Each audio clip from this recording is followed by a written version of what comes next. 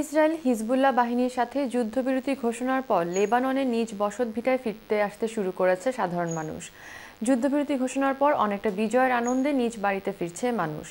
তবে Israeli military সতর্ক করে দিয়ে বলেছে, এখনও লেবাননের কিছু এলাকা নিরাপদ নয়। ইতোমধ্যে লেবানন থেকে সৈন্য সরিয়ে নিতে শুরু করেছে ইসরায়েল। বিস্তারিত ডেস্ক রিপোর্টে। বুধবার ভোরে নিজ বসতভিটায় ফিরতে শুরু করে লেবাননবাসী, যারা প্রাণ বাঁচাতে আশ্রয় নিয়েছিল নিরাপদ স্থানে। যুদ্ধবিরতির সংবাদে আনন্দে আত্মহারা হয়ে ওঠেন তারা। বৈরুতের পথে পথে যেন চলছে বিজয় উদযাপন। বাড়ি ফেরা মানুষগুলো বলছেন তারা আর কোনো যুদ্ধ চান না। What happened is very good. This is a victory for the resistance. The resistance is our honor and pride. Without its existence, there would be no homeland, no south, nothing. It doesn't matter if the house is still standing or not.